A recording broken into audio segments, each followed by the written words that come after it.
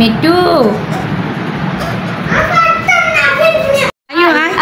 ayo me too আয় আয় আয় আয় আয় আয় আমাকে আমার না বেশি আই দেখি তোমার লাইক করে ওখানে মিটু আই মিটু আই আমার আঙ্গুল হয়তো দেখি আনা যায়নি মিটু আই আরো বেশি আর বেশি করে দেখি আর বেশি লাইক করে মিটু আমার Hey guys, আসসালামু আলাইকুম, welcome back to my another blog. Hey guys, আপনারা যে ভিডিওর ফার্স্টে একটা পাখি দেখেছিলেন, এই পাখিটি এখন আর আমাদের মাঝে নাই। সে আমাদের থেকে অনেক দূরে চলে গেছে। সে এই পৃথিবীতে আর নাই, সে মরে গেছে। সে মরে যাওয়ার পর আমাদের মনটা অনেক খারাপ ছিল, তাই ভাবলাম আমরা আরেকটি পাখি আনি। তাই আমরা আরেকটি মিটুকে কিনে আনলাম। এই জন্য আজকে আমরা বের হয়েছি, আমরা মিটুকে রিসিভ করব বলে।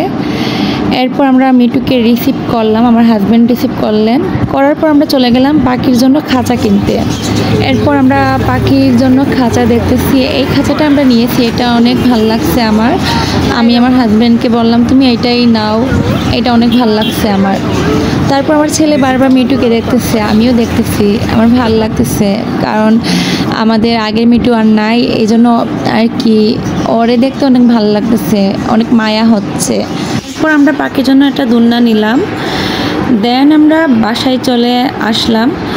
আমরা বাসার গেটে ঢুকতেছি, আর আমার ছেলে তো পাখি দেখে অনেক বেশি হ্যাপি, আর আমি আর আমার হাজব্যান্ডও অনেক বেশি হ্যাপি মিটুকে পেয়ে। এরপর আমার হাজব্যান্ড বাসায় ঢুকে উনি খাঁচা রেডি করতেছেন পাখির জন্য। সো ফাইনালি রেডি হলো খাঁচা। এখন আমরা রেডি হচ্ছি পাখিটিকে দেখার জন্য।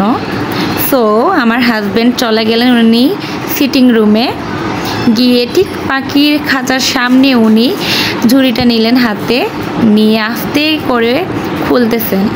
সো আমি অনেক বেশি এক্সাইটেড, আমার আর ওয়েটই হচ্ছে না আমি কখন ওরে দেখব। আমি এত বেশি এক্সাইটেড যে কি বলবো। বলতেছি তুমি তাড়াতাড়ি করে খুলো না, আমি ওরে দেখবো। উনি বলতেছেন আস্তে আস্তে করে খুলতেছি, তারপর দেখবা তুমি। উফ, ফাইনালি ওরে একটু দেখতে পেলাম, এখন পুরাই দেখতে পেরেছি। ওয়াও, আমি সিরিয়াসলি অনেক বেশি এক্সাইটেড, অনেক অনেক। উনি আদর করতেছেন ওরে ধরে। তারপর এই যে আমরা খাঁচার ভেতর পাখি রেখে দিলাম, উনি তো খাঁচার ভেতর চুপ করে বসে আছেন। এরপর 2 মাস পর আমার মিটু এইভাবে হয়েছে। এটা হলো আজকের ভিডিও। মিটু